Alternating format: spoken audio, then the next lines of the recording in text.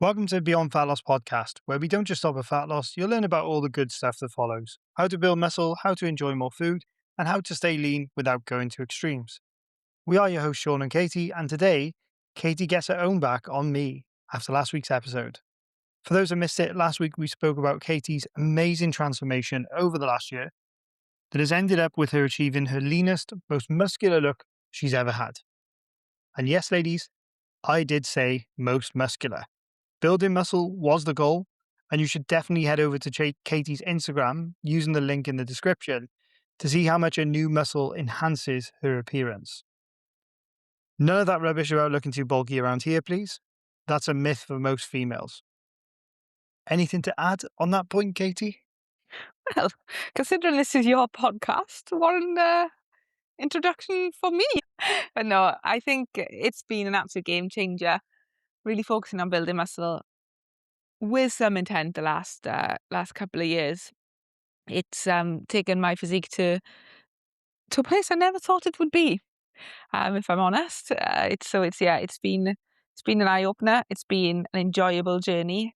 And I'm excited to see what's next. So ladies, if you're listening to this and you're wondering what building muscle could do for your physique, or perhaps you're worried, like Sean said, about getting too bulky, I would encourage you to explore that further and see what it can do for you, physique-wise, appearance-wise, but also health-wise too. Well said. If you haven't listened to it yet, go back and check out last week's episode. But this week, the roles are reversed. And I'm absolutely pooping my pants because Katie did not crumble under the pressure I tried to put her under last week. She nailed her answers, and I've got to try and match that now, despite being in week 12 of my aggressive diet and feeling like half my brain is out of order. Well, you better get some of that extra caffeine in your body because I've got a long list of questions coming your way. You sure you got enough coffee topped up there now? There's never enough coffee, is there? Let's be honest.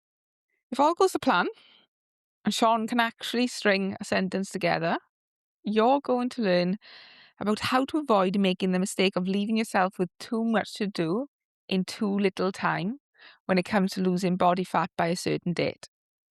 You'll also learn how to adjust course if you notice things aren't going to plan, as well as how to safely progress with fat loss when you get into lower body fat ranges. If you enjoy this episode, drop it a like, leave a rating, make sure you're subscribed to the pod so you don't miss another episode. And if you're feeling extra generous today, then sharing the pod on your socials is a really helpful way for us to get out to some new audience members. We really appreciate all the support we get as a smaller pod. So if you could take the time just to pop it onto your Facebook, pop it onto your Instagram, maybe leave a few comments about what you learned in the episodes, it would be much appreciated. But enough of the waffle right now, Katie. Give it your best shot. Come on. It's my time to shine. What are you going to throw at me? I think we should start nice and simple for yourself, but also let's set the scene for the listeners today. Was that supposed to be reassuring? I feel my wicked side coming out. I wonder what I can throw your way today. It's like when somebody's about to put a needle in you or something, or you're having a sports massage and they're like, just relax. It's like, don't tell me to relax. It's the worst thing you can do. Oh, stop being such a drama queen. And let's get on to setting the scene. I'd like you to share with the listeners a little bit about where you started this fat loss phase that you're currently in. I'm going to start by giving a very short bit of context here, right? When you hear of certain terms like carrying too much body fat, I'm not lean enough, I want to get lean, I want to get shredded, these can all mean different things to different people.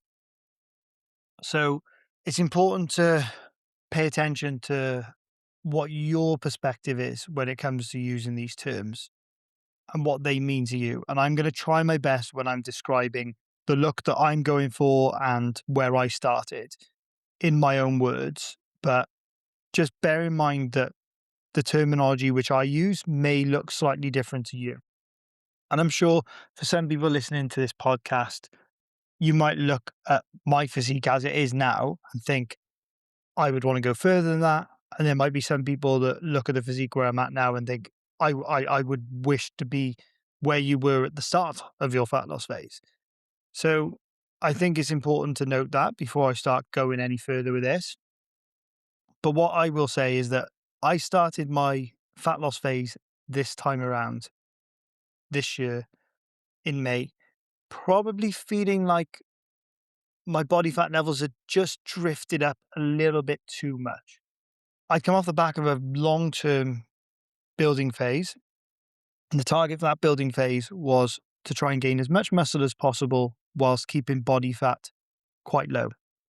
In previous years, I have done what I would class as a more traditional or aggressive bulk, where I've allowed myself to gain more body weight over the course of that bulking period, somewhere between 20 to 30 pounds.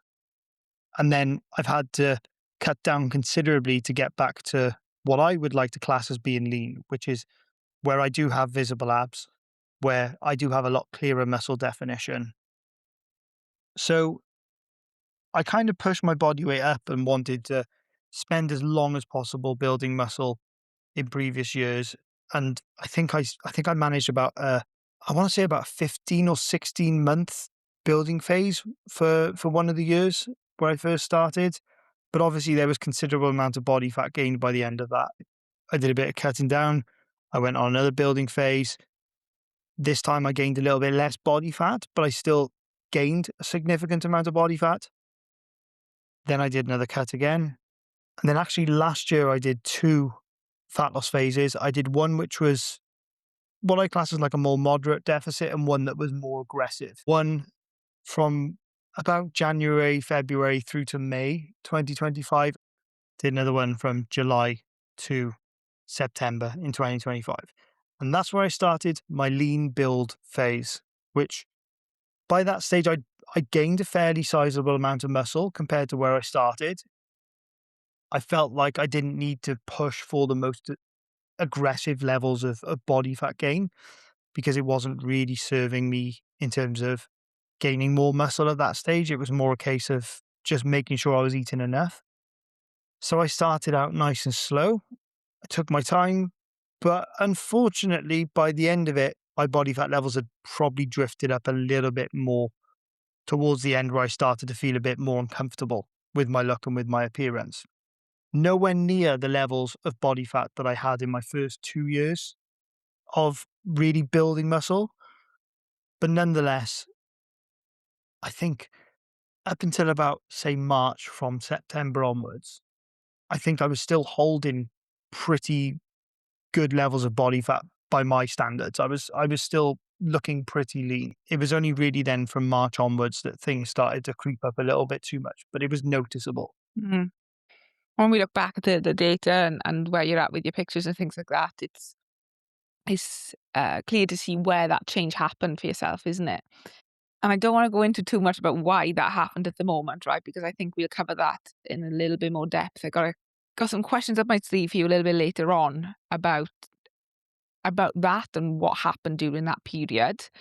But for right now, let's just keep it back to setting the scene about where you started this current fat loss phase. So you started it perhaps carrying a little bit more body fat than you would have liked, a higher body fat percentage.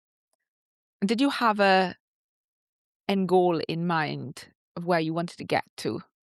Yeah, I think for me, what I personally enjoy is beating the previous version of myself when it comes to my physique. So this normally aligns quite nicely with a holiday. That tends to be the kind of, I guess, the equivalent to a competition, the equivalent to a photo shoot for me. It's kind of like my seasonal goal. So I tend to run my, for want of a better way of putting it, my building phases and my diet phases or fat loss phases in alignment with when I go on holiday, right? So I wanted to beat my physique from September 2025. So in order to do that, I had to gain more muscle, which by the end of my building phase, I was really confident that I had. I was very confident that I built more muscle, but because I was holding a bit more body fat, I needed to reduce that body fat down to then really see what muscle I had because you can't really compare your leanest physique, where I was in September 2025, to the end of my building phase in May 2026. That they were two different looks. And that's a mistake which I do see people make at times. They compare their fluffiest look to their leanest look. Whereas what you should do is try and compare like for like. Compare the end of your build phase to the end of your build phase, compare the end of your fat loss phase or your cut to the end of your next fat loss phase or cut. But I wanted to beat that 2025 look. So I needed to get as lean. And ideally, in my mind, I wanted to progress beyond that. So I didn't just want more muscle, but the same level of body fat. I wanted more muscle and a little bit less body fat this time round, just to push myself that little bit further and just to see what I would look like with a tiny bit less body fat than what I got to last time. That makes sense, and I can relate to that somewhat because it's exciting to take it that next step further, isn't it, and see what you have achieved. And to do that, that generally means just getting that little bit leaner next time, and then holding slightly lower body fat levels when you go into your next build, and then taking it a little bit leaner again. Then the following fat loss cycle, whether that be the next year, the year after that, whatever it may be.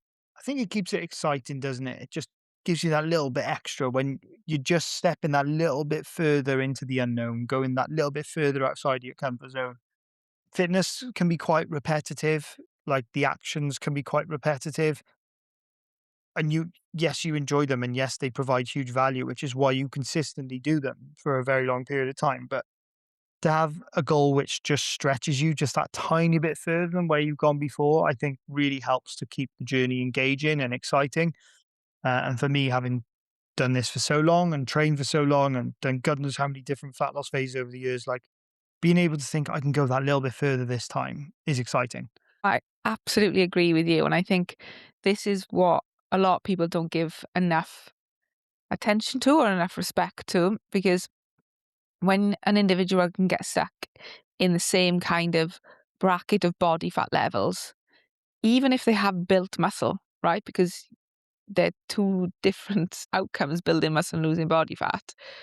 Someone can still be building muscle, but if they don't take their body fat levels to new territory, then they're unlikely to see the changes and the hard work that they've put in. They're not going to see, that better way to put it, let's call it the layer of fluff is still going to be there. And it's hard then to see the new physique that you've developed. And without seeing results, I could probably speak for everyone on this planet, you'll start to become disengaged with the process that you're doing, because we only really enjoy and thrive putting effort into things that we get in return from. It doesn't always mean immediate return, but it means getting some results and proven results along that path.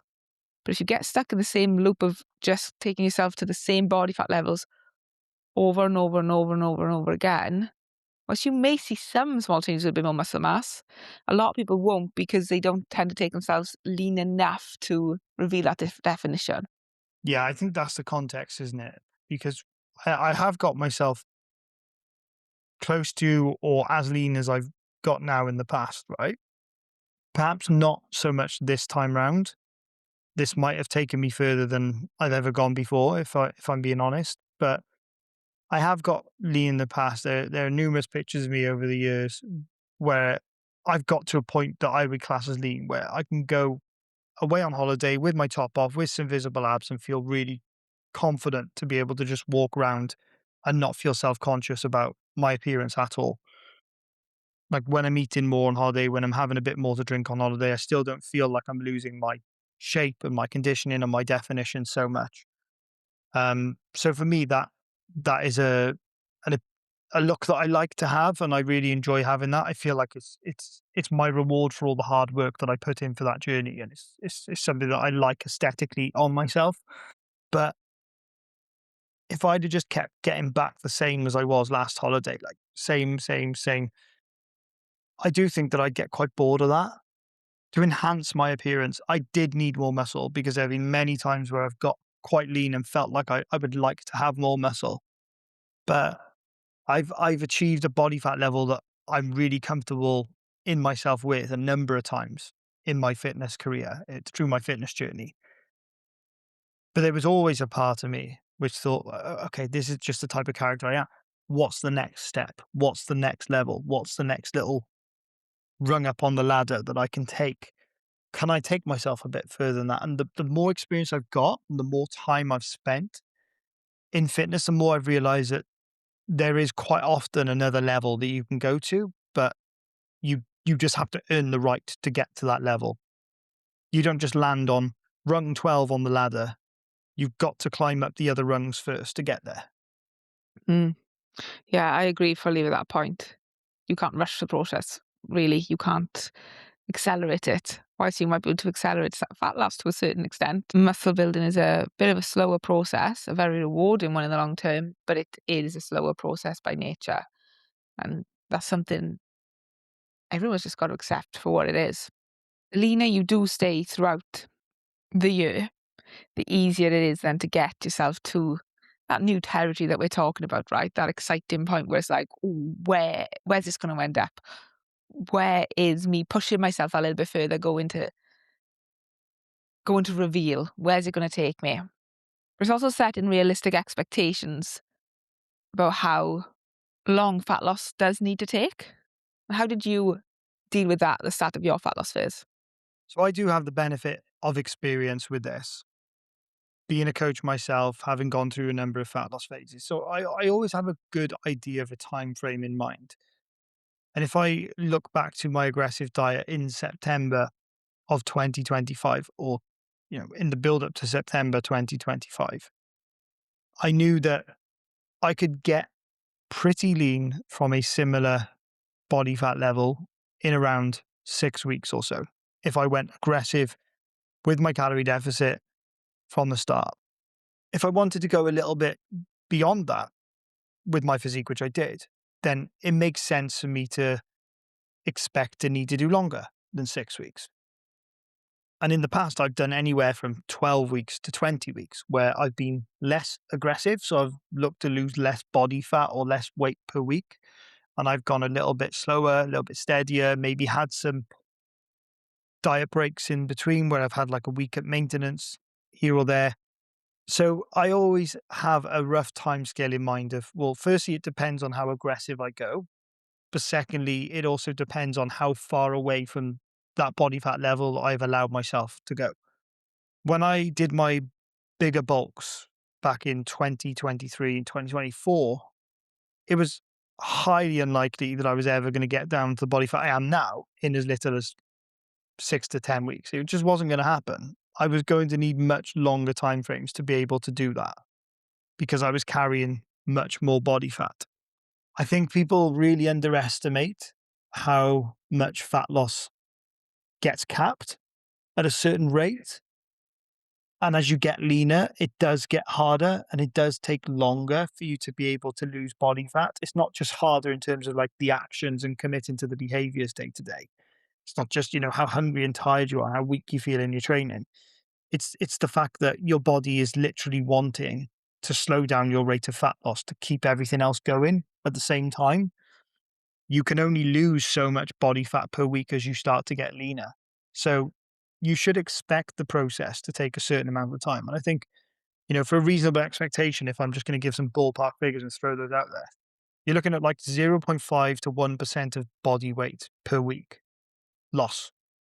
It's not a huge amount. For most people, that's like 1 to 2 pounds a week at most. And when you go further into the fat loss process, the longer you'll be doing fat loss for, the leaner you get, you can expect rates to slow down considerably from that, where you're looking maybe at the maximum £1 a week loss. And for a lot of people, it's even less than that. It's like, 0.5% of body weight per week, maybe half that towards the back end, but it averages out somewhere between zero point 0.5 to 1% per week. So you need to set that expectation from the start and you need to work back from whatever date it is that you have in mind that you want to be at your leanest by, and just block out that time in your diary. And then on top of that, you need to think, okay, well, let's say I've got 20 weeks. I want to lose 20 pounds. I'm going to err on the side of caution. I'm not going to expect 2 pounds of weight loss every week, right? So I want to lose 20 pounds. If I get an average of 1.5 pounds of weight loss a week, then that's going to take me 15 weeks. That gives me like 5 weeks to play with. So if I need to do a bit extra because I'm not quite there, because I don't lose fat at the exact rate I've calculated, if I need to take some break weeks and maintenance weeks. So I'd always account for maybe, adding 20% of the time on top that you think you're going to need to spend in fat loss for some maintenance weeks. And you may choose to add a little bit more on top then for some buffer room, just in case. That might be tough for some people to hear, to be honest. It's why I personally favor a more aggressive approach, because the duration is halved pretty much. If you do it to a high standard, at least, you can halve your fat loss time. But even so, it depends on how far you want to take the result. And the kind of result that I want to finish with, there's going to be a stage in that process where me pushing for faster fat loss will not result in faster fat loss. It will just result in me dropping muscle mass, or me breaking down my muscle mass in order to provide the excess energy that can't be pulled from fat stores when I'm in a deficit. Because when there's less body fat, it's like there's less energy for you to provide your body with to make up for the energy that you're not eating. So Hmm. Yeah, there was a lot of key information in there, and I think just gonna summarize what I've taken away from that. So setting realistic expectations is absolutely key. I think we all want it gone yesterday, but it's not realistic. Next best case scenario, we all want it gone next week or within 2 weeks, and that's unrealistic too. I think setting a realistic expectation, the ballpark you give around, 20 pounds in 20 weeks, is an approach that is realistic to work with, to allow diet breaks, to have maintenance days here and there, because life will happen. You are going to want to factor in some parts of life, and that's okay, and encourage as tools to allow that. But like you said, Sean, that can be sped up with a more aggressive approach. And even if not all of that time frame is spent in an aggressive approach, part of it could be spent in an aggressive approach to speed up part of the journey. So yes, be real with how much body fat you've actually got, and then be realistic with how long that's going to take you. Because if you can accept that, then it's easier to ride that process out than get really frustrated and peeved off that you aren't losing body fat quick enough.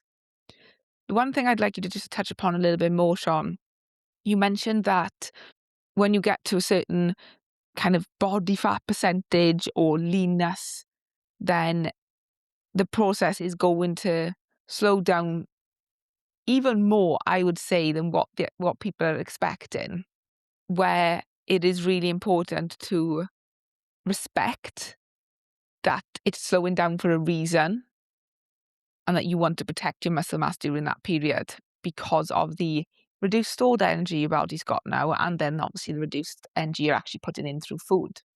Is there kind of a ballpark figure you'd put for males and females on when an individual should be aware of that happening?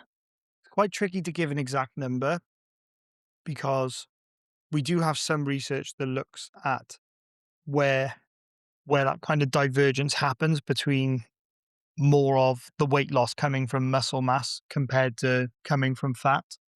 There's not as many clear definitions when you read sort of research literature around what is classed as being lean or very lean.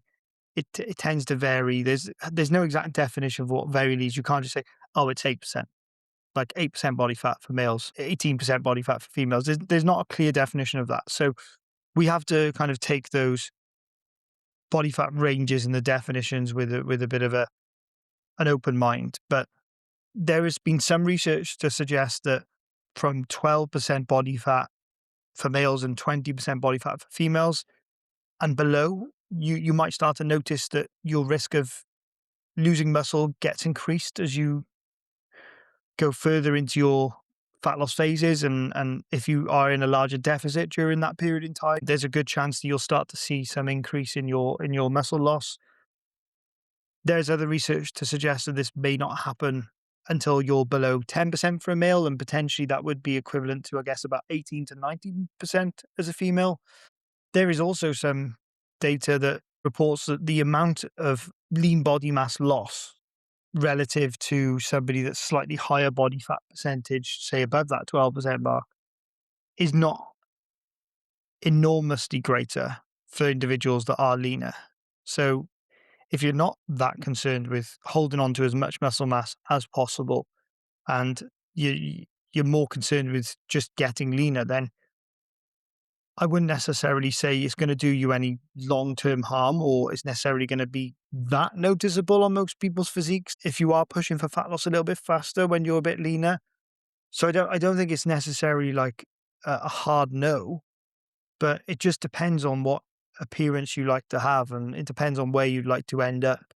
The G- thing the thing is with these body fat recommendations, in most cases, the body fat levels of these individuals are calculated with repeated DEXA scans, which have typically been classed as the gold standard for body fat testing. Even DEXA scans have their flaws and can produce variable readings, but they typically are one of the measures which overestimates people's body fat compared to things like body fat calipers and you know the handheld bioelectrical impedance devices that you get.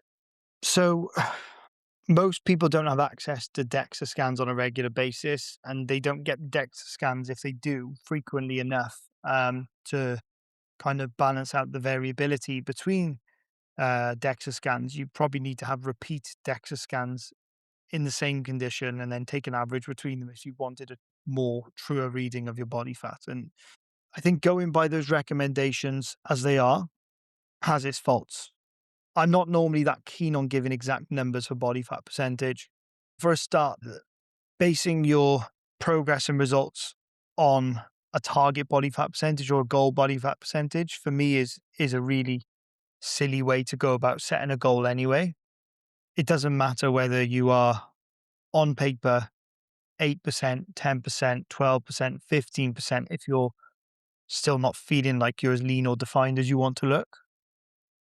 Or on the flip side, if you're really happy with how you look, you feel like you've had a really successful fat loss phase. Your abs are showing, you've got definition, you're fitting in all your clothes really well, you feel absolutely top drawer, but you wanted to be 8% body fat, and your body fat test tells you you're 11%. Then that's also a bit of a shit ending, isn't it? For what would otherwise be a really, really nice ending to the story. Oh, I couldn't agree more.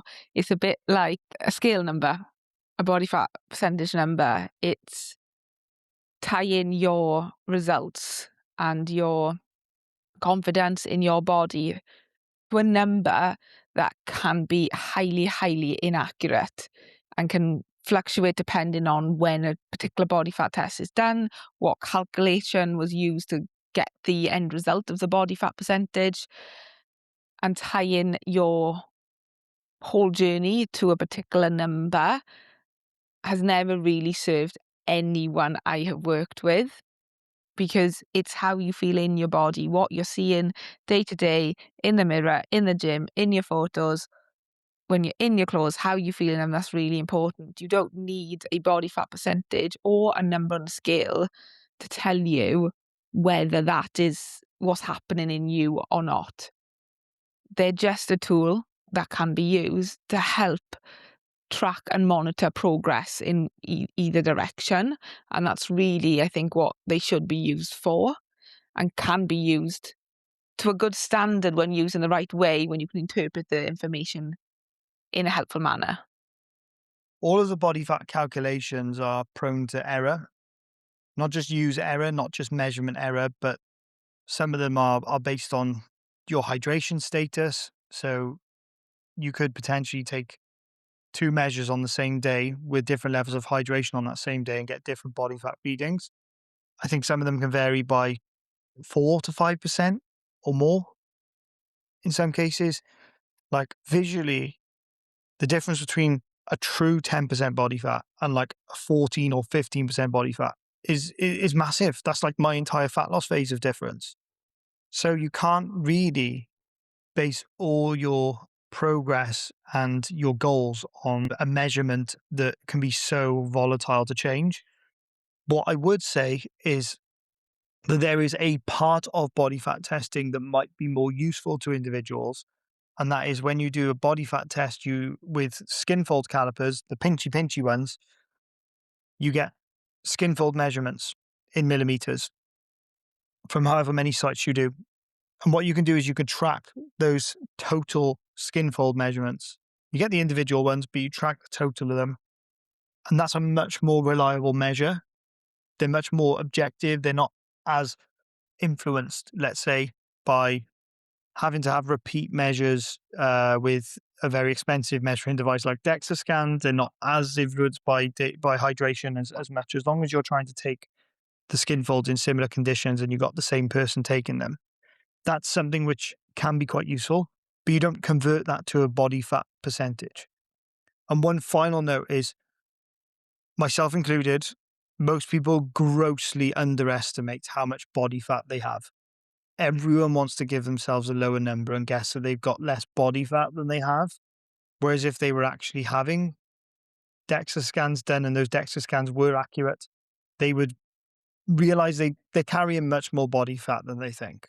Like, people do not realize quite how much body fat, say, competitive male and female bodybuilders will lose to get on stage to look absolutely shredded and ripped. Like, unless you've ever done that, unless you've ever gone that far, people grossly underestimate how much body fat they are actually carrying. Oh, it's absolutely insane. And I think a lot of people will go, I don't want to look like a bodybuilder. And honestly, it's unbelievable how little body fat they carry and how much muscle mass they have compared to the average person. And I'm including myself in this average person bracket. And if you want a bit of a comparison, right, a visual, because I work well with having visuals. And if you don't know what I look like because you're only listening to the podcast and haven't seen me visually, then head over to my Instagram page and have a look, right? Because I share my progress on there. And for those that are listening that do know me and know what my body shape is like now, what my body fat percentage is like now, because they've seen it visually. So female bodybuilders who step on stage, the ones that we all claim we don't want to look like if you just want to have more of a tone defined physique, they are actually carrying at least or around 10% less body fat than I'm carrying right now. Like, that is about probably another 10 kilos, if not more, body fat I would have to lose to look as shredded as these women who step on stage. And I still wouldn't be carrying as much as much muscle as these women have on stage. Maybe. We'll see. I'm joking. We won't see, because I do not want to take myself to that lean levels. However, I just wanted to give you an understanding and representation of actually how little body fat female bodybuilders do carry. So they range around about 8 to 10%, 8 to 12% when they're on stage. I don't know exactly where my body fat percentage is right now. I don't particularly care either. But to give you an understanding, it's likely to be between 20 to 22%, around with that. It could be a little bit less, it could be a little bit more, right? But that's just that comparison. Point is, you need to halve it roughly if you want to step on scale. Yeah, yeah. I need to. That's how far I would need to still go to get to that low levels of body fat and to look that muscular, lean, shredded bodybuilder style. Yeah, you're talking like this is probably 16 to 20 weeks from where you're at now. Yeah, and some probably. Mad. Like, And nobody would look at Katie and think she's fat. Like, it's just impossible to look at Katie and think she's fat. People that have got lean and been on stage might look at her and go, she's a bit soft, even though, fluffy. she's got some abs showing and you can see every single muscle on her back. It's perception, isn't it? And it's important not to get too caught up in body image here as well. And I think, with views of trying to avoid body dysmorphia becoming more of a regular thing, It's about recognizing that our perceptions as we go further with our journeys and further with our bodies do get skewed. And sometimes that skew is a negative skew where we find it hard to view ourselves as being as lean as we are sometimes or being as muscular as we are because we're comparing to people that are further ahead than us rather than the average person or the average population. So, or even comparing to where we used to be as well. So you've got to take these things into consideration and be mindful of how you view other people's bodies. But yeah, I guess my main point is that I wouldn't necessarily use body fat percentage as a strong marker of progress or as necessarily a goal. And certainly don't tie your result to that number, like, or your worth, or your confidence, or anything like that, because your coach may use that to direct your journey and utilize it to their advantage to get the result you want.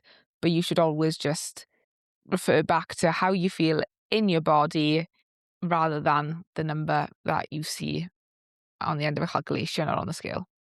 I'd always encourage you just to take a step back from that particular number and think, am I carrying less body fat? Can I see visible muscle? Do I feel confident in my body in comparison to where I was a couple of months ago, a couple of years ago? Because probably a couple of years ago, you would have wished to be where you are now if you carry on with your journey. And it can be easy to lose sight of that at times when we get too caught up in numbers. Ultimately, what are we looking for the numbers to tell us? We're looking for the numbers to confirm to us that we've moved further ahead than what we were previously. And we're looking to provide some confirmation or validation that we've done a good job. But the actual result you really want to see is a visual one. It's a real life one. It's something tangible. It's something that your eyes can perceive.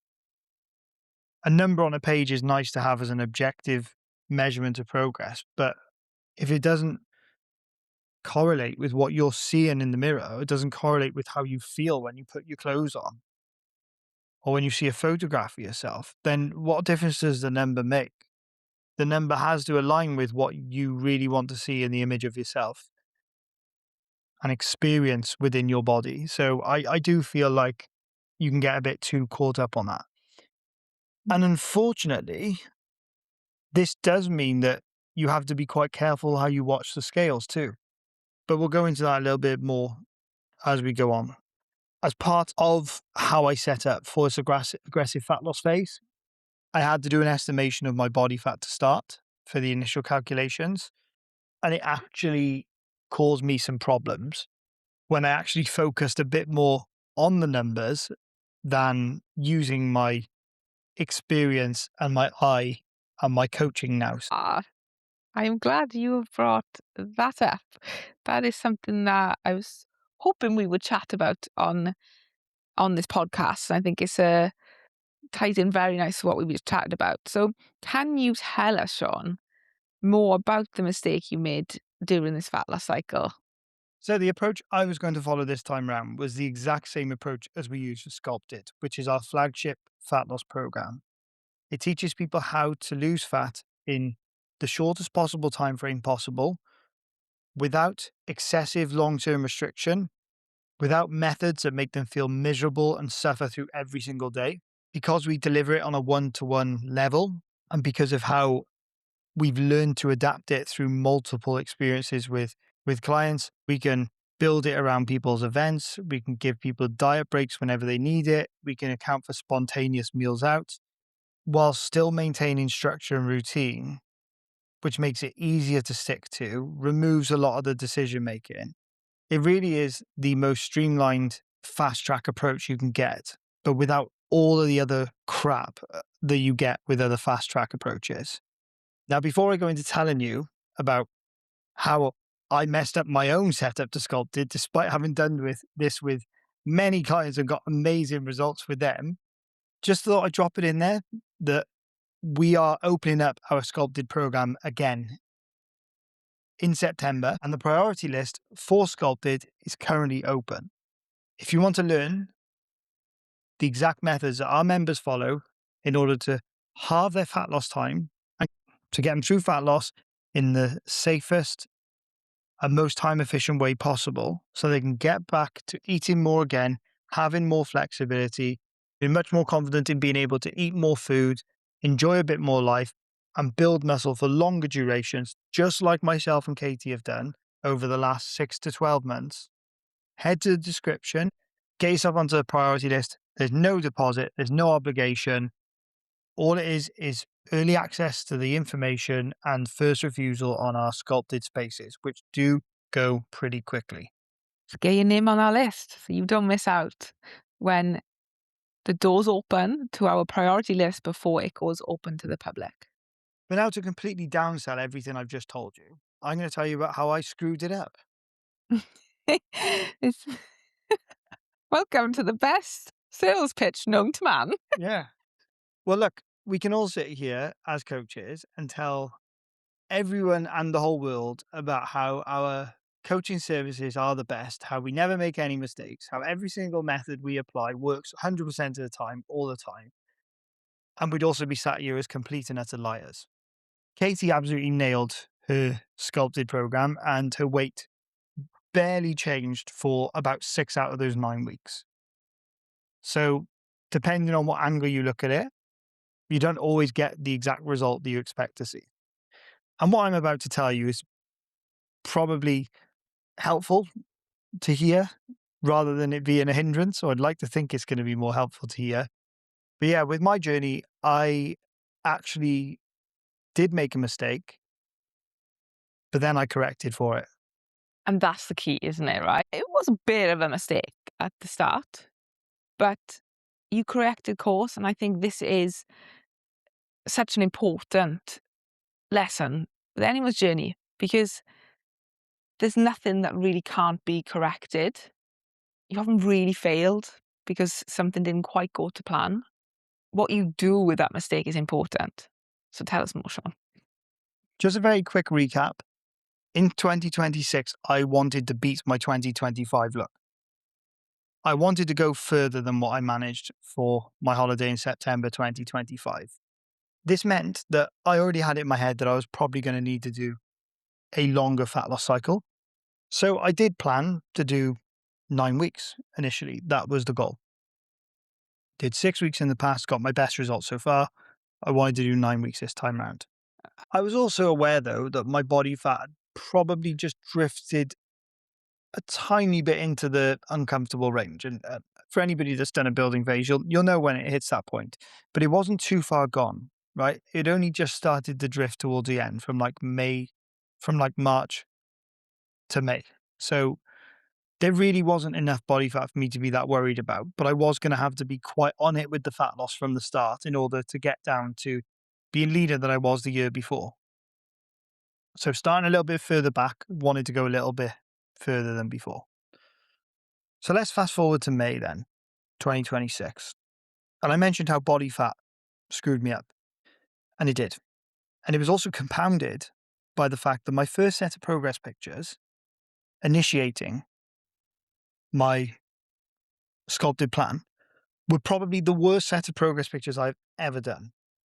Like the worst lighting ever. So that first set of comparison pictures that I was trying to also look at and base my body fat off for a rough indication of, okay, did I start in a similar-ish place to where I started for my cut in 2025? Was I a little bit further back? I assumed I was a little bit further back, but my progress pictures were so bad, the lighting was so poor, the comparison was so difficult to make because the 2025 progress pictures were really good. 2026 starting progress pictures were awful. So I was like, okay, I've just got to roughly eyeball this and predict. I also did the body fat test. So Katie done the body fat test for me. Katie always done my body fat test. My body fat percentage is what was required for the calculation for the aggressive diet. And my body fat percentage is always underestimated heavily when I have body fat caliper testing done. It always estimates me a number of percent less than what I look like visually. And then when you put those body fat numbers into the calculator, it automatically assumes that you're going to lose more muscle mass earlier on because it assumes that you're a lower body fat percentage to start. And like we said, when you get leaner and when you go below a certain body fat percentage, you risk losing muscle. So you can't be in as much of a calorie deficit.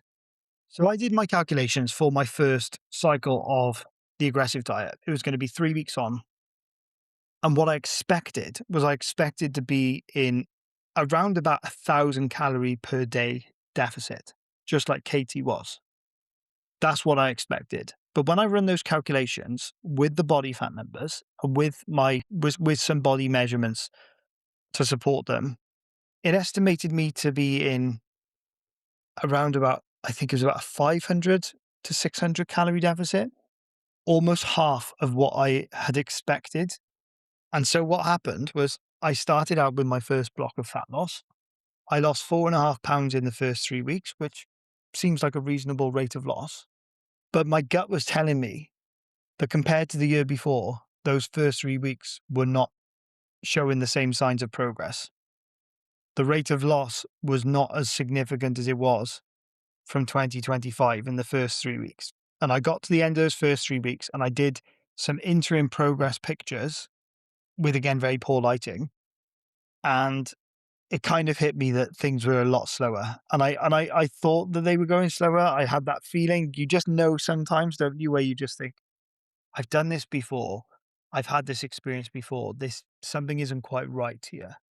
You've got experience, a very large amount of experience when it comes to using skin folds, using body fat percentages, correlating that with your visuals, like your progress pictures, and things weren't adding up, were they? They weren't adding up.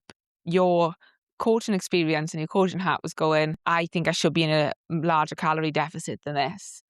This calculation is A, telling me I'm a low body fat percentage than I actually think I am.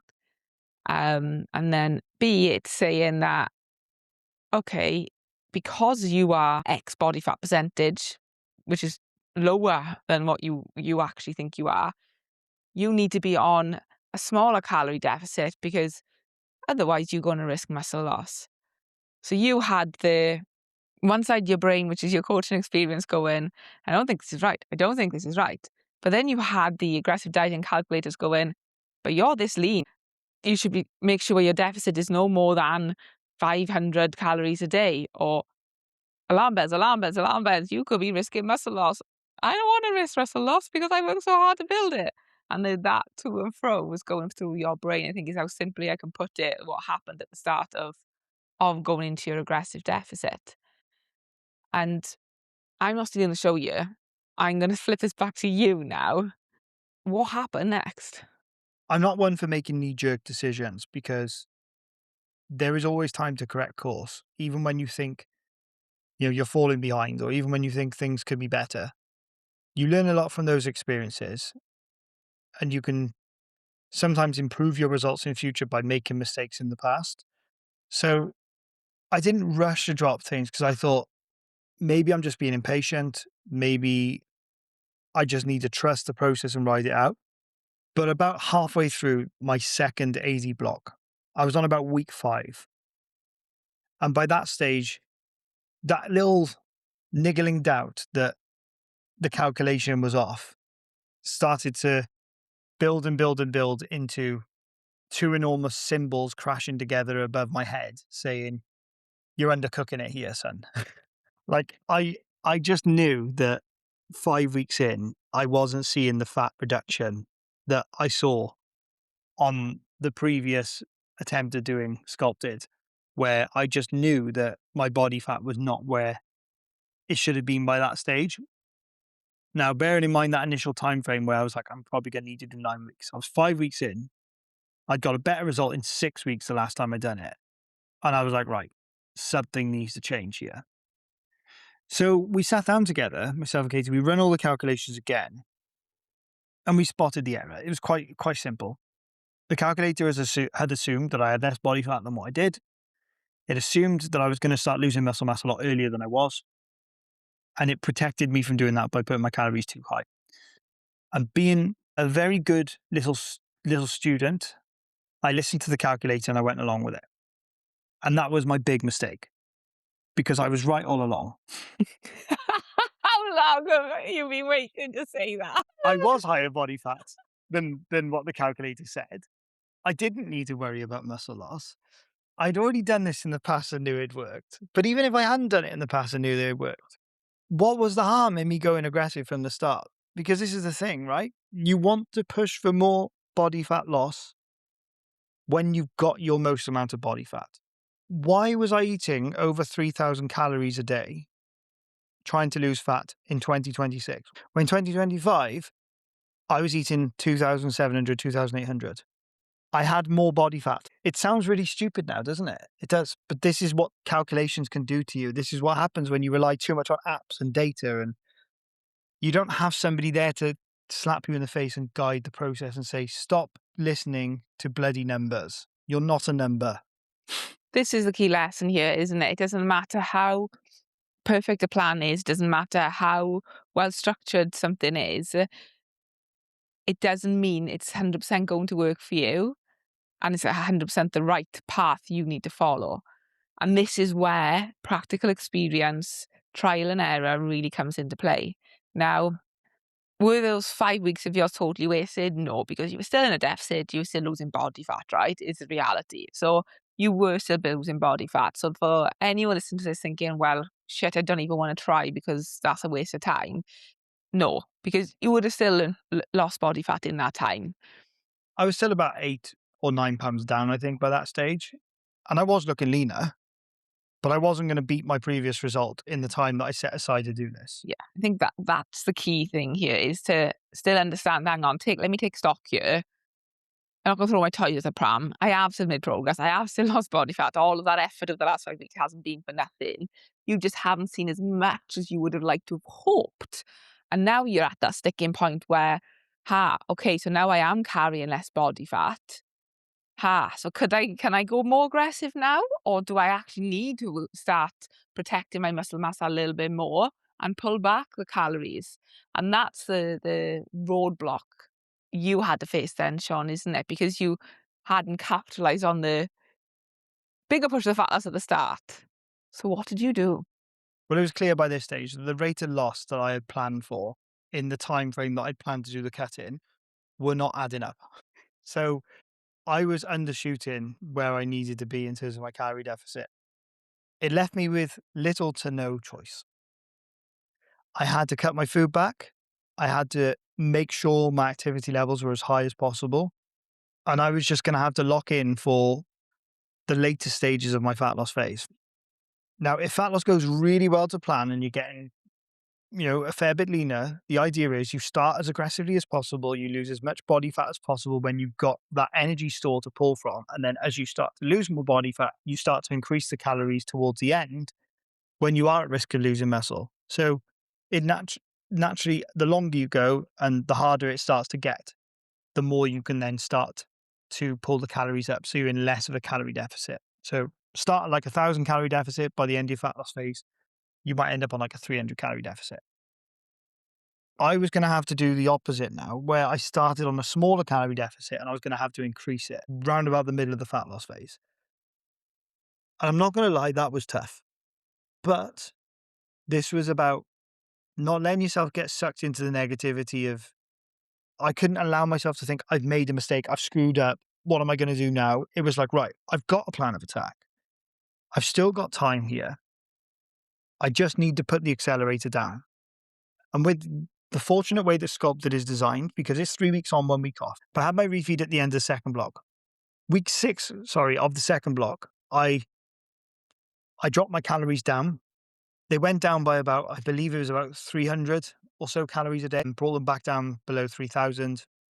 This put me in a calorie deficit of around about 700 to 800 calories in deficit per day. Then I did the refeed at the end of the second block. And then the third block, I was like, right, this is the block where I'm going to go for it. There was no value to me getting stressed about what had happened in the first 5 weeks. There was no value in me panicking about where I was going to end up. And I'm not going to beat my goal. I just had to execute the next 3 weeks as well as possible. But in the back of my mind, I also thought, I can't get too hung up on just doing this in 9 weeks anymore. And I had to ask myself the question, what is more important to me? Is it more important to be done as quickly as possible? Or is it more important for me to get the result I want in the long run anyway? And I decided that going into that third block of fat loss, that I was already considering doing a fourth block because of where I was at, because I was going to have to play catch up a little bit. But I didn't want to, but I was doing this the wrong way around now. My calories were going down as my body fat was going down and as my energy was getting lower. And as the training sessions were getting harder progressively week on week. So I just had to work day to day, week to week. The calories dropped. My step count was as high as it was at the start, but I was trying to sneak the extra steps where possible. I added little bits of cardio here and there, not huge amounts, 10 to 15 minutes once or twice a week. But I just made sure that I was doing all I could to be in the biggest deficit I could tolerate for that time without tanking absolutely everything and without risking my muscle loss. It's definitely a harder way round to do it, shall we say, where you have to cut some more calories halfway through your deficit and not really bring them back up an awful lot, perhaps the end, which is challenging, right? When you're already in a restrictive state. That takes mental toughness. I'm going to say, Sean, it does take some mental toughness. But full credit to you for not fully hitting the panic button and thinking, I've ruined it. What am I going to do? I'm not going to be able to salvage this now. There's always a way to salvage it, right? It might not be the easiest route. It might not be the route you necessarily really wanted to take, but you can still find a way to salvage things and get the outcome that you want. And like I said, Sculpt did give me that plan B option because I knew that it was only going to be 3 weeks. I knew that those 3 weeks were going to be significantly harder than the first two blocks of 3 weeks that I did. Block three was going to be the one which things ramped up considerably, but it was 21 days. And then I was going to get a small refeed and then I was going to be going again. And once I got that in my mind, once I got those expectations laid out, once I had that plan readjusted, and I wasted as little time as possible stressing, thinking about it, worried about it. I just had to just readjust the plan. Right, this is now what my plan is. This is what I'm committing to, and I'm going out to execute it. Because I wasn't the failure. I wasn't the failure in my mind. I made a mistake, but it was a mistake that I was kind of led to making by a miscalculation. But I was also fully responsible for how I corrected for that mistake. And all I kept telling myself was, as long as I can get to the outcome, it doesn't matter if it took a little bit longer, and it doesn't matter if it doesn't go exactly to the plan. But I am going to have to just dig a little bit deeper now. And in some ways, I'm right at the end of that now. I'm right at the end of week 12. In some ways, I'm really pleased that I did that, and I'm really pleased I had that experience because A, I wouldn't recommend it. I now know that I wouldn't recommend it. If anything, I would risk going a little bit more aggressive at the start and then making sure that you don't have to try and play catch up later on. I'm glad that I've had that experience because I know how I would handle it if anybody else was to be in a similar situation. But secondly, I've really enjoyed that challenge. I've really enjoyed pushing myself. I've not enjoyed eating the same foods on repeat necessarily for 12 weeks in a row and all the refeeds as well. I've not particularly enjoyed how hard every training session is for the last 5 or 6 weeks. I've not enjoyed watching Katie finish her fat loss phase 3 weeks earlier than me because I've had to extend mine because I'm behind. And she's able to then go and pick up a lovely pastry from our local bakery. I've Oh, not enjoyed that. you're making me sound like the least supportive person ever. No, no, no. In fairness to you, full fairness to you, you did say, look, do you want me to put it off until you're done with your fat loss phase? This is a little bit harsh eating it in front of you. And I said, yeah, it is actually, you selfish cow. No, I said to you, no, it's absolutely fine because when I got my mind set on something and I'm locked in, there's nothing that anybody can put in front of me or do to me that's going to make me change my mind on it. And I was fully locked in from the start. I was just on the wrong bloody calories. But I'm glad that I've done this challenge because I don't think there's anything that builds your confidence up more than doing hard things and overcoming them and getting through them. And this for me was harder than what I did the year before. Like doing it this way around was harder. It's been a harder experience. It's been tougher. And I like that because just as much as I like getting a result that's a little bit further than where I went last time, I also like the fact that it was a little bit more challenging. I still beat it.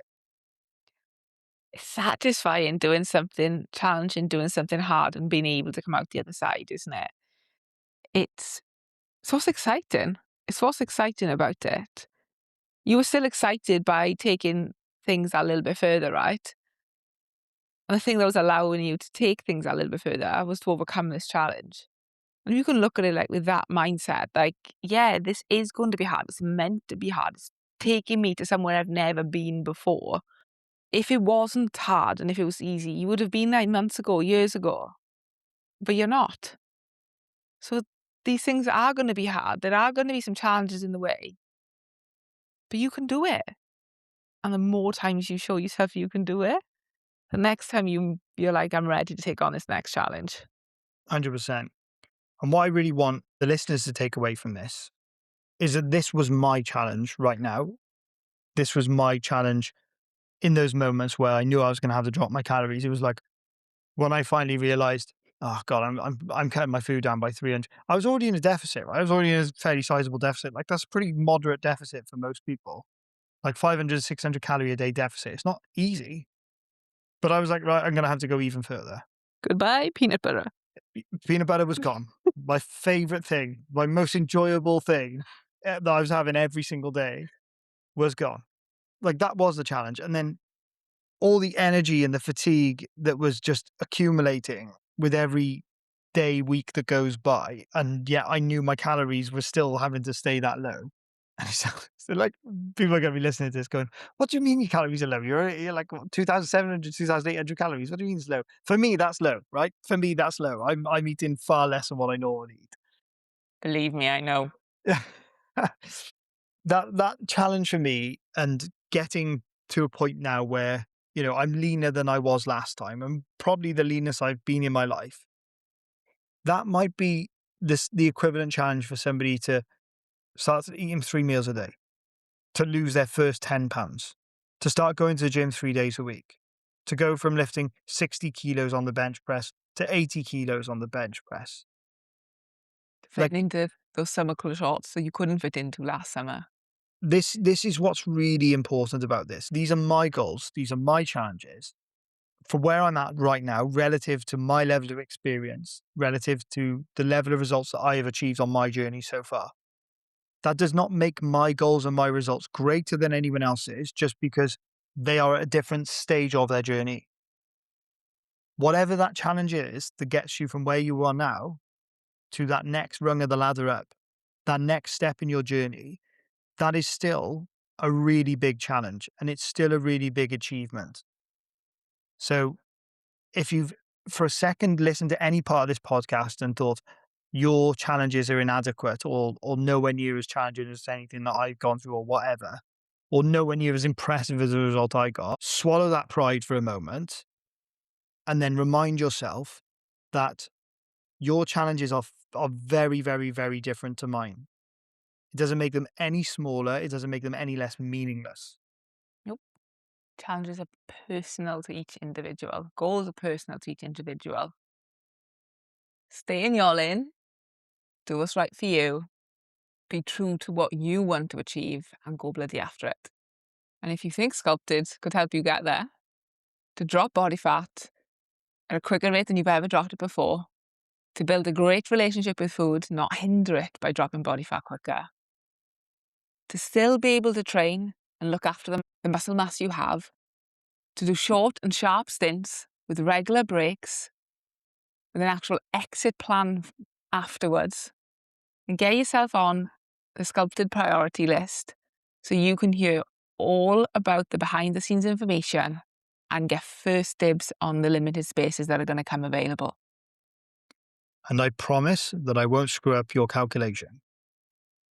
No, because he will use his coaching experience like he uses with everyone else he coaches, and he coaches myself included, but he didn't do that with himself initially. What a great lesson to learn. And this is why coaches need coaches. This is absolutely why coaches need coaches sometimes, because I spend so much of my time making decisions on behalf of other people, using my brain, thinking, drawing upon experience, drawing comparisons to where that person was at last time, plus looking at all the data as well, because data is extremely valuable. It's really useful, but you just got to know what to do with it. Katie, you asked me to start helping you out with your goals from September last year, managing your training program, reviewing your weight changes, looking at your progress pictures, and objectively trying to build programs or trying to shape your physique in the way that you want it shaped. And the reason why you do that is not because you lack knowledge or you lack experience to do it yourself. It's because it's really bloody hard to do all this yourself and make all the decisions on behalf of yourself when you've also got 5 million other decisions to make for everyone else and everything else throughout the day. Oh, it's the best thing I've done is hand that reins over to you. Like, I'm sorry, sunshine, but I think you're going to be coaching me for the rest of my life. Oh, great. Unless one day maybe I want to give you a break and I'd probably go get a coach somewhere else because what I get back from it is next to none. It's I don't have to make the decisions for myself anymore. I can just enjoy the process of what it is and go, should I make this change? What do you think? Yes, no? Yeah, great. Let me run with it. It's invaluable. And if I didn't have the opportunity to sit down with you and look at this data in block two and say, Katie, something's off here. Will you look at this with me? What do you think of these numbers? What do you think of where my body fat is at? Then I never would have been able to get to this result in the end anyway, because I probably would have kept going along, doing as I'm told, just like a lot of people do. I'm just here to be, I'm just here to do what I'm told. I'm going to trust this calculator. I'm going to do as I'm told. I don't want to mess it up. I don't want to go outside the rules. But I had you to be that second pair of eyes, correct the course, and it's been extremely valuable. And over the last couple of weeks, when my brain hasn't necessarily been firing on all cylinders, and I've needed that second pair of eyes to review the data with me to make sure I'm not missing anything, so that I can really keep everything on point. You've been an amazing asset over these last couple of weeks to help me out. Even if you will eat pastries in front of me when I'm starving. Well, can't have it all, you don't wait, can you? And you had the pastry topper for my mum's steak pie as well, when I couldn't have the pastry topper for steak pie. I have no words. I have no regrets. I enjoyed every bloody mouthful. Your time will come. One may think that I'm missing pastry. I might be missing pastry. But I'm not done yet. Not quite. Tell us where you are. Where are you at right now? And where do you want to take things next? So I'm finally on week 12 of my fourth block of the aggressive diet, which is now no longer aggressive. Because as of the start of this week, I finally put my calories up like I've been talking about all the way along. They probably should have been up by this stage, but it's taken me an extra couple of weeks to get into that body fat range where it was important to put those calories up. So again, bouncing ideas off Katie, she's learned a hell of a lot about this in her advanced nutrition science diploma. And we were waiting for the time when the time was right for me to be able to pull the trigger and increase the calories a little bit based on how I was feeling, based on how my body was responding, based on my lifting numbers. And last week was absolutely brutal. It really was. My lifts were awful. My training sessions were all awful. My energy was through the floor, permanently hungry. I'd reached that point where it was time to put the calories up.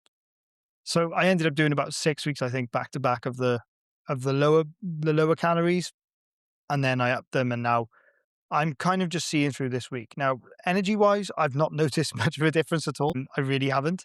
I'm still in a deficit of about 300 to 400 calories per day. The hunger levels are exactly the same. My brain fog is exactly the same.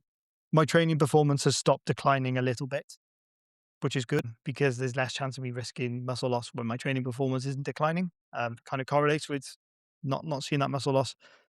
And I can't say for certain because I haven't put the images side by side with last year, but I'm fairly confident that I have beaten my result from last year. At the very least, I am definitely holding more muscle this time round than what I was last year. That is without a question.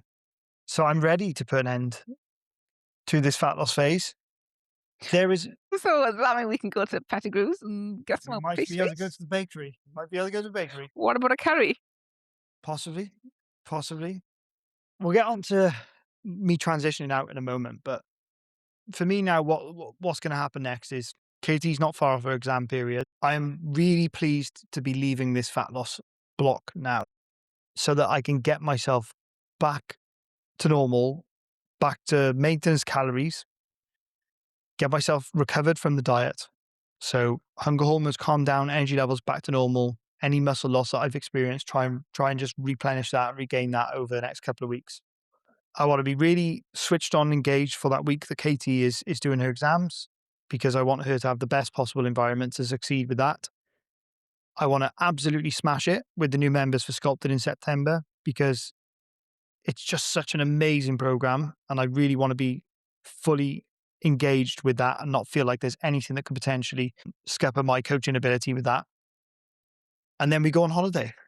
Exciting couple of months to come up, right? Yeah, there's lots of really exciting things to happen. Following that, the cycle starts again. So I'll be going back into my next lean building phase. The goal will be to stay a little bit leaner again and perhaps not let my body fat creep up quite as much as it did towards the end of the last one because it would just be unnecessary for my goals right now. It would just be counterproductive. It just means I have a longer time in fat loss. And then next May, we've got another holiday where we're going away with my family to Cyprus, and that is my next goal in mind. So I'm aiming to start my fat loss from around March to take us through to May. And next time I will be going far more aggressive from the start and putting the calories up from the end. But in order for me to have that opportunity to do a 9-week fat loss block and still get a really good result at the end of it, I need to manage this lean building phase as effectively as possible. So this is my lifestyle. Being sensible with my food choices, not overshooting on calories. I'm going to reintroduce foods that I've missed. I'm going to have a bit more flexibility, especially around my evening meals. I will allow myself to have a few more treats from time to time, but everything is going to be calorie controlled. I'm always going to have healthy food in mind, and that's going to take up at least 80% of my time and at least 80% of my choices. I'm just looking forward to increasing my portion sizes, having a bit more flexibility where I want it and where I need it. But it's the next goal, it's the next leg of the journey. I really enjoy how even in this deficit, I've enjoyed my food. It's just got repetitive, that's all. I can't say that I dislike any of it. I really don't. I just like a bit more variety and a bit more of it, please.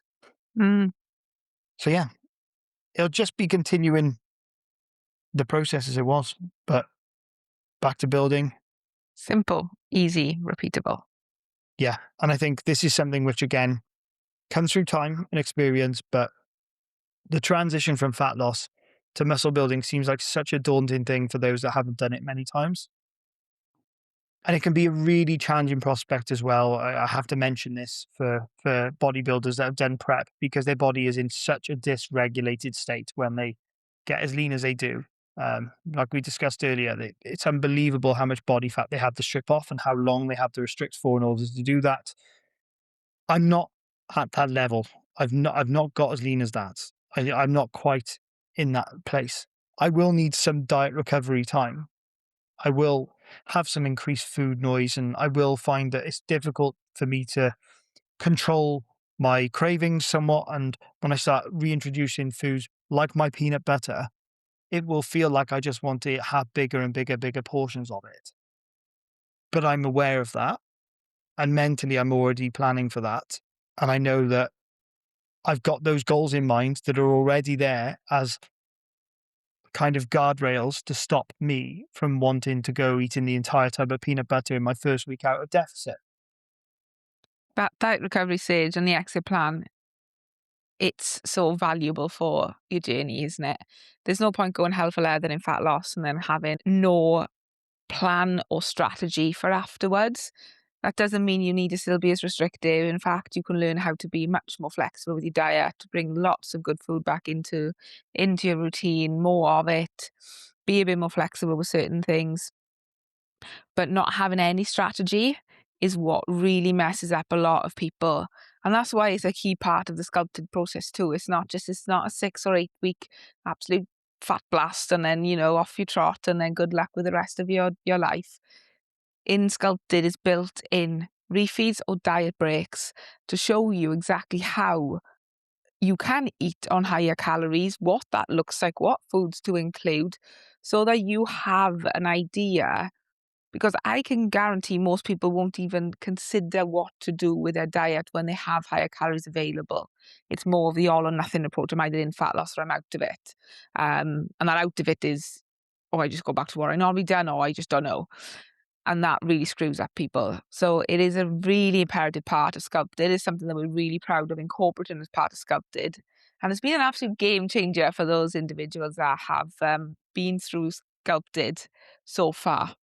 We're going into our third intake now in September, isn't it? Which is really exciting, because the results of the previous ones have been just more than I could have wished for in the physical results, but also in people's mindsets with their training and their nutrition. Their relationship with food has far surpassed any expectations they originally had. And our expectations as well, for that matter. Yeah. I did not expect it to be as effective as it was when we learned how to use the aggressive diet method and we learned how to implement it for all sorts of levels, all sorts of abilities. I knew it'd be good for fat loss. I didn't know how good it would be for people's relationship with food, for people's mindsets towards approaching difficult things and challenging things. It really has had a wider scale impact than any other fat loss program we've seen or run. Oh, absolutely. It actually excites me.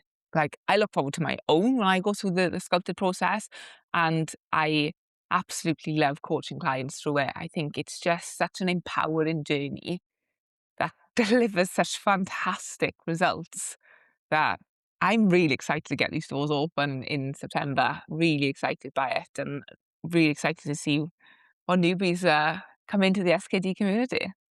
Absolutely. If you can get fat loss done quicker without harming yourself, then why wouldn't you?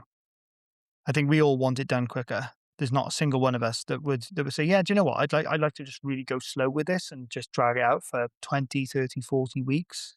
Like it doesn't matter how much of a calorie deficit you're in, fat loss is fat loss. Restriction is restriction. Yeah. We all get to the sucky part eventually. So if you can get it done a little bit quicker and in a way that feels like it's much easier to stick to, that removes a lot of the stress and the fuss and the faff. 3 weeks, anybody can get through 3 weeks before they have a small break. Like anybody can get through 3 weeks back to back before a small break. Most people have been doing restriction for years and years and years. And sometimes people are like, you give them the calories, and me and Katie have literally had these conversations where we're like, we're about to set somebody's calories for what they think is aggressive fat loss. And we're like saying, right, don't let the aggressive term get in your head. It's not going to be that bad. It's really controlled. It's really safe. Don't worry about it. We've got all these testimonials to prove it. And you're about to give them the calories, and you're like, oh, I'm not sure how they're going to respond to them being on this many low calories. I'm really worried they're going to react badly. And you give them the calories, and they're like, oh, yeah, that's fine. That's what I tried doing in the past. And you're like, well, here was me thinking that I'm going to really upset this person by putting them on lower calories. Most people have tried dieting on much less calories than what we put them on for sculpted. The problem is it's not sustainable because they don't have the right food choices as part of those calories. They're not getting those calories from good food choices.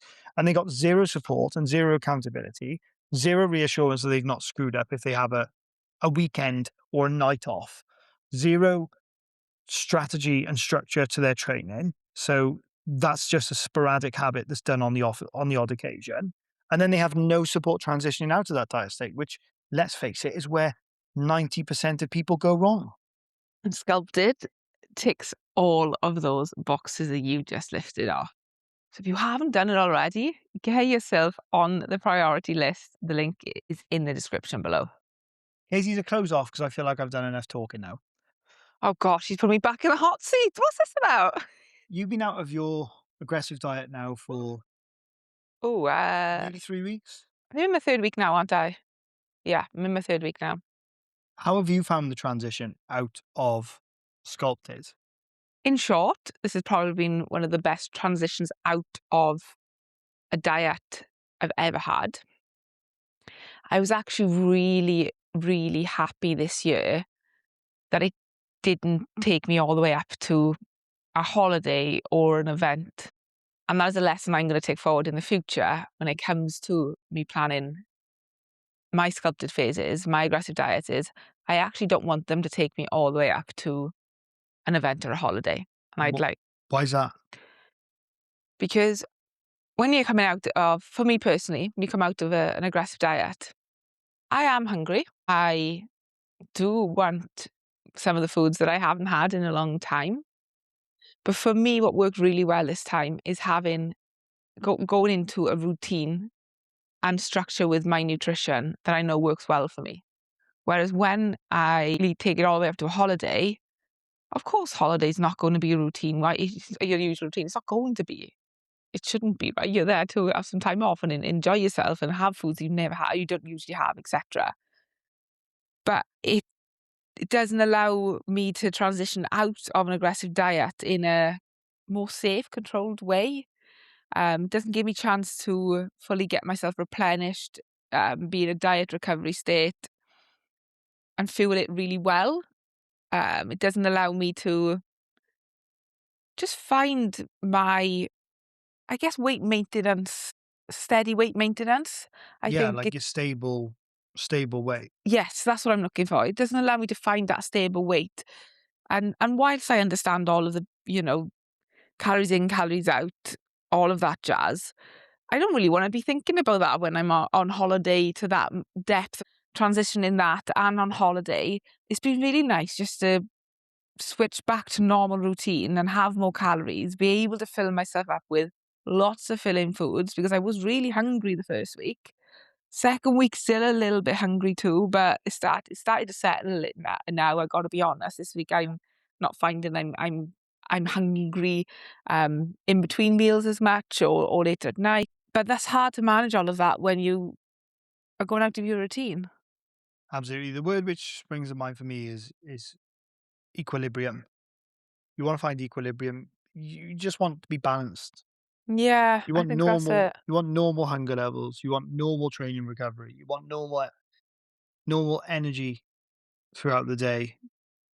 Yeah, I don't want to be battled with being hungry and having all those temptations around me on holiday, and then feeling like, "Oh my god, I can't manage all of this, it's stressing me out." I wanna be able to go, I'm feling great. I've had all the foods I want over the last couple of weeks anyway, and now I'm just gonna enjoy holiday for what it is."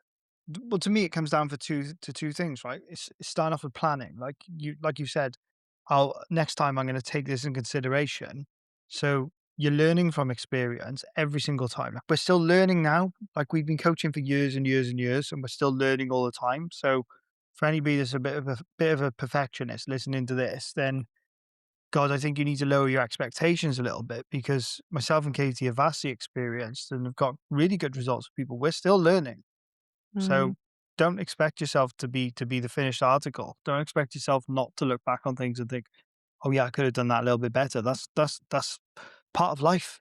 In fact, it's one of the most exciting parts of life, the opportunity to do better, the opportunity to get a better result next time. But like I was saying, it's planning. So it's planning in advance. Okay, I'm gonna want that transition time. I'm gonna want to be in a recovered state to go on holiday. I had a member who went on holiday last week and she was getting twitchy. And that week she was like, "I just want to do this extra couple of days in deficit. What if I go Monday to Wednesday? I'm flying on Sunday." And I was like, "What's the point? Like, what realistically, how much fat are you actually going to lose between Monday and Wednesday?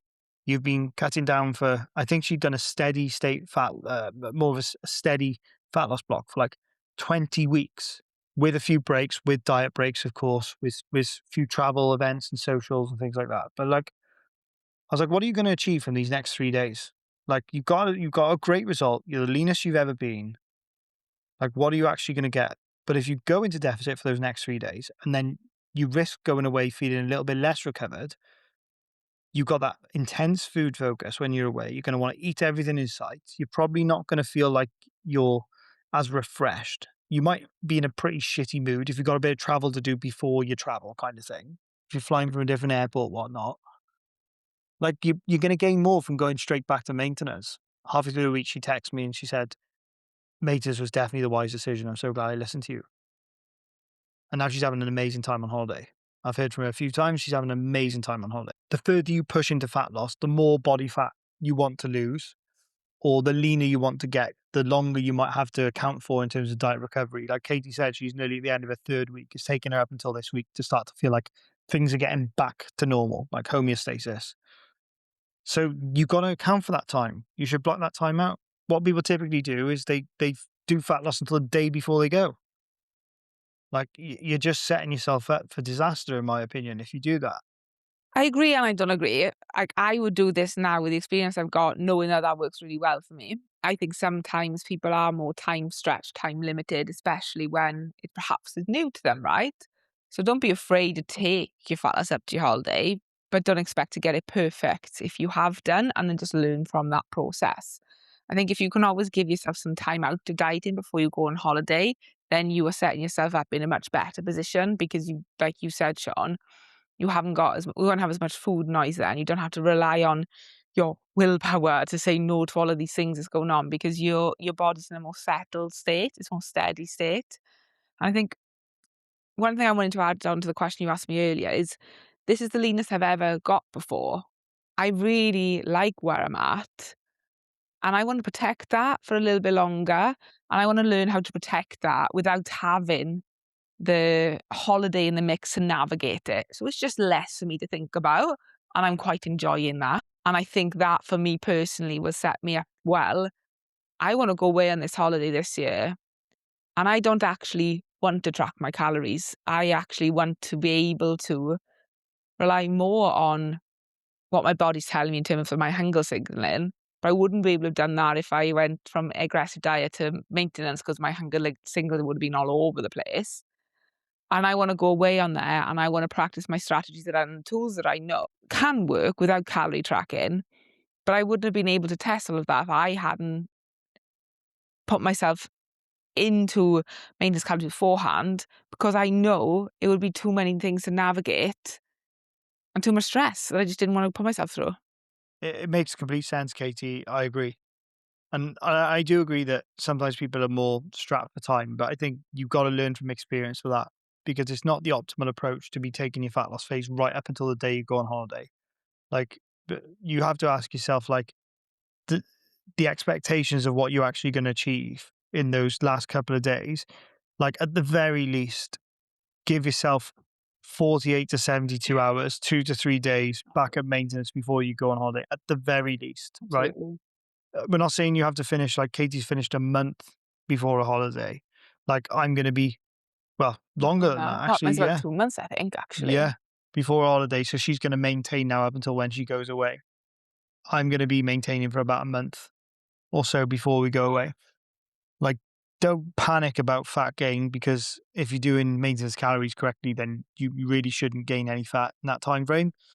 But yeah, give yourself at least some time so you're not going away in the worst possible state of diet fatigue because it's only going to bite you on the backside one way or another. Just asking too much of yourself, isn't it? And, like, that's a common thing that we talked a lot about in these podcasts is stop putting yourself in unfavorable positions where you really have to test yourself because you're only making it harder for yourself. It goes back to like comments we've had in the past podcasts about having too many temptations at home when you're in a fat loss phase. Just get rid of them.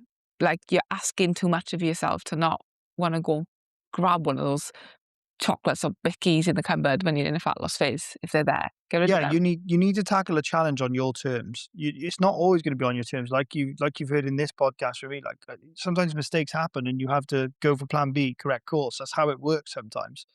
But don't make things harder for yourself by piling more challenge on than is necessary.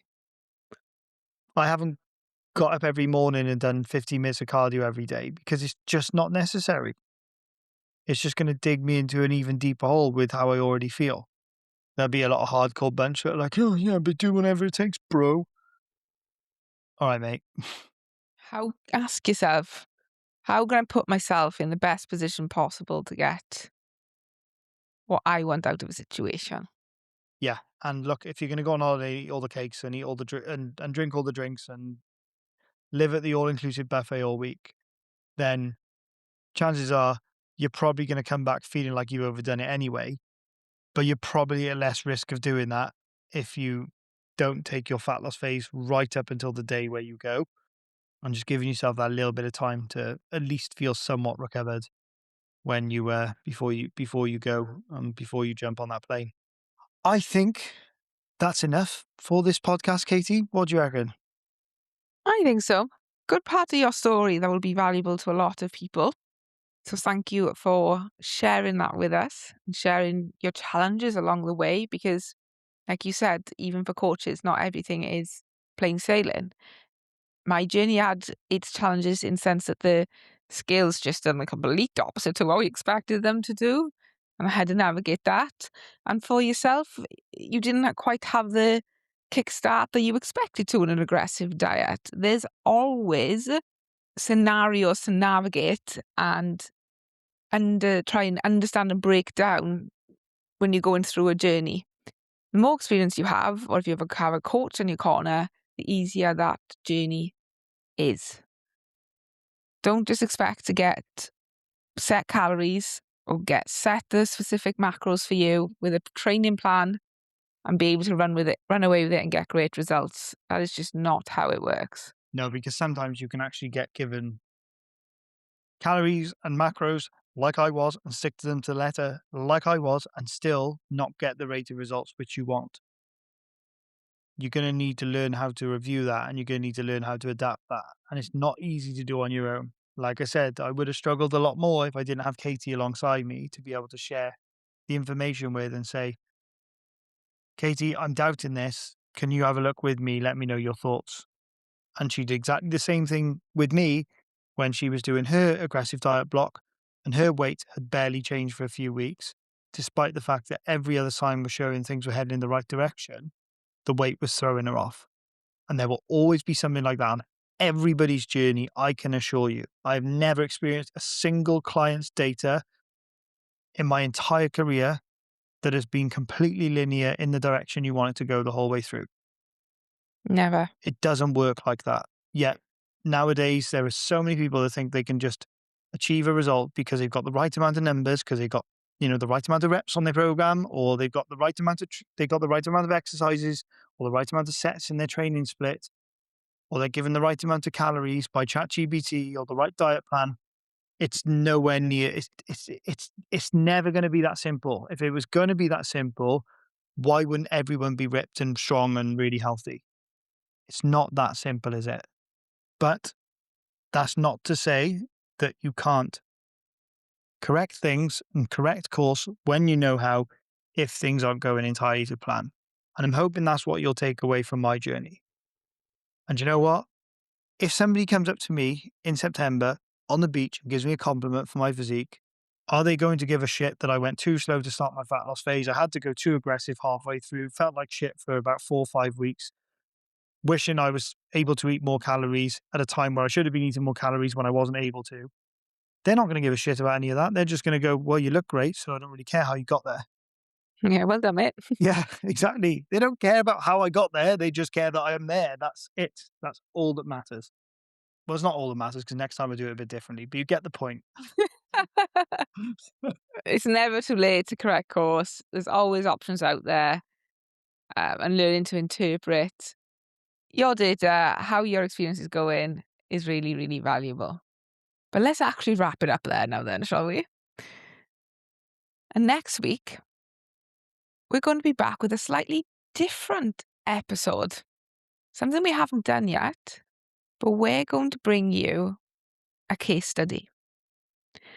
We're going to talk you through the intricate parts, the details, tying real life client experiences our coaching knowledge, our coaching experiences, evidence-based practices on a 12-month case study.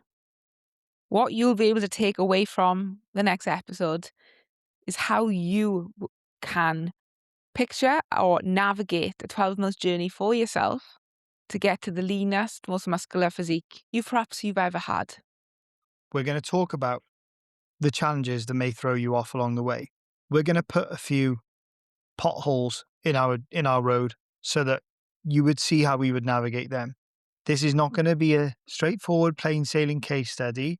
This is going to have real life scenarios involved, and you're going to hear first time from us about how we would set up to navigate those, and also potentially hear about some of the methods we've used with individual clients as well, for the purpose of keeping things anonymous and for the purpose of having a little bit of privacy.